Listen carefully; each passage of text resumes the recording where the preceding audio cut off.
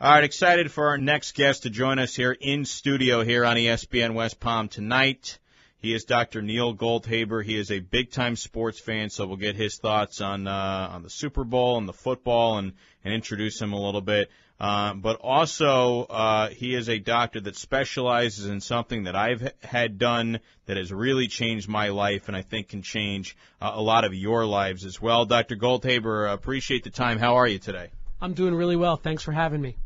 So let's start off. What is balloon sinuplasty, and how are you involved in it? Well, balloon sinuplasty is a procedure that's done for patients in the office. As you may or may not realize, especially here in South Florida, with allergies being as common as they are, a lot of people suffer from lots of different types of sinus problems, whether it's just congestion, whether it's headache, whether it's fatigue in relation to it, whether it's feelings of fullness, even snoring in some ways or another. These problems we see all the time, and the typical ways over the last 20 to 30 years to treat these things have been either traditional or non-traditional allergy treatments or sinus surgery, meaning into the operating room, outpatient type of surgery, and debridement or opening up of the sinuses. Well, some smart folks a couple years ago figured there's got to be a better way to treat these things, especially in patients that don't need the significant, more aggressive type of treatments.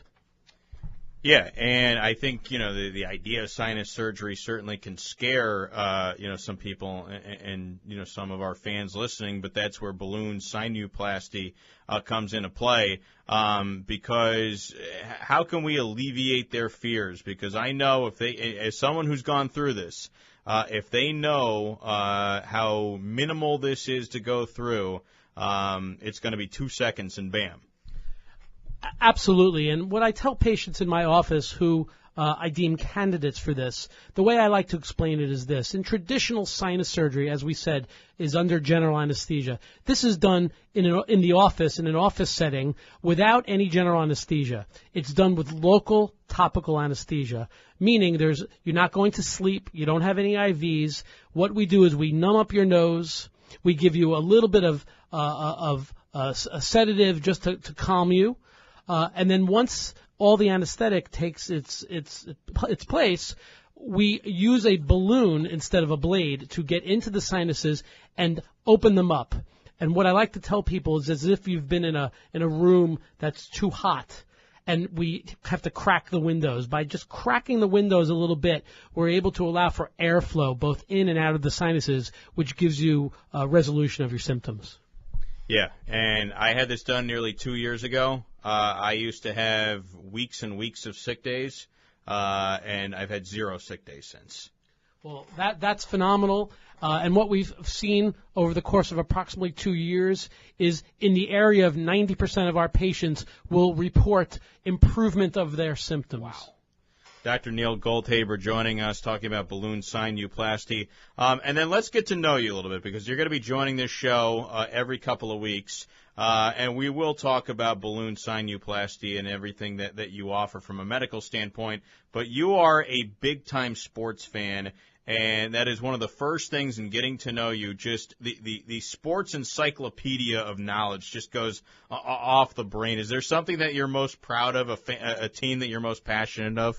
Well, I'm a big-time New York sports fan, but and love all my New York sports teams. I've been in the area close to 18 years, and I will never give up my love of the teams in New York that I've followed my whole life. But if there's one team in particular, I mean, they're all up there. But I am a huge dyed-in-the-wool New York Rangers fan. 1994, the Stanley Cup, has got to be among the greatest moments of my life.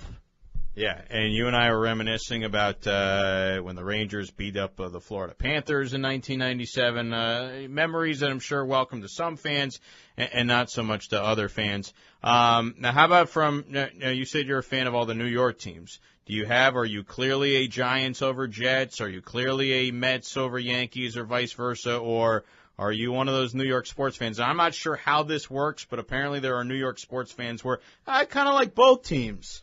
Well, it's funny you say that because as far as I'm concerned, you cannot like all the teams. Thank you. And I feel very strongly about this. So to clarify, I sort of break along the traditional lines. I'm, as I said, a great New York Rangers fan. Cannot stand the New York Islanders, even though it's been years since they've been good. Although this year they're pretty spectacular. I'm not a fan of the Islanders. I can't stand the Islanders. I do not like the Devils. I'm a Yankees fan. New York Yankees. I do not like the New York Mets. Sorry, Met fans. Oh, that's unfortunate. Right. Giants fan.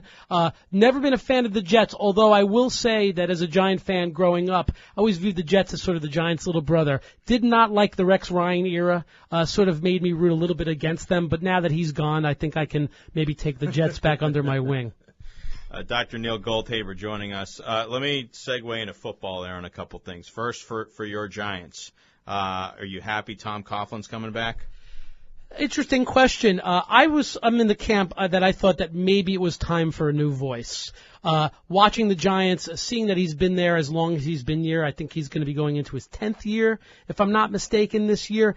I think that after a while, a team tends to tune out a coach that's been there that long. That being said, I'm very happy with the Spagnuolo hire as defensive coordinator. I think Spags is a guy that got the most out of his players. I think in one way or another, he may be looked at, or he's himself looking at potentially being the heir apparent between him or Ben McAdoo. We will see. I like that hire. I think the Giants need to really address the offensive line depth in the draft this coming spring. Early Super Bowl picks, Seahawks or Patriots?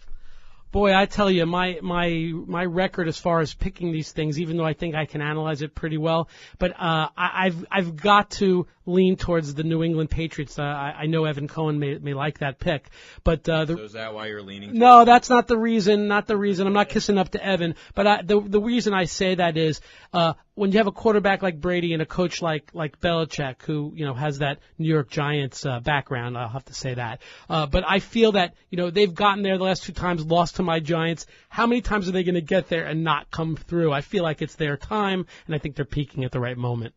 You are good.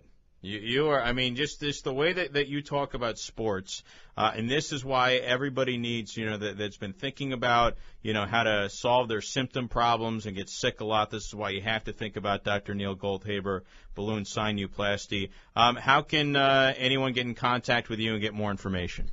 Well, from the internet standpoint, the best way to find out a little bit more about me and the procedure is to go to Goldhaber. That's my last name, Goldhaber, sinus.com, or you can call my office in Wellington. That's 561-793-3363.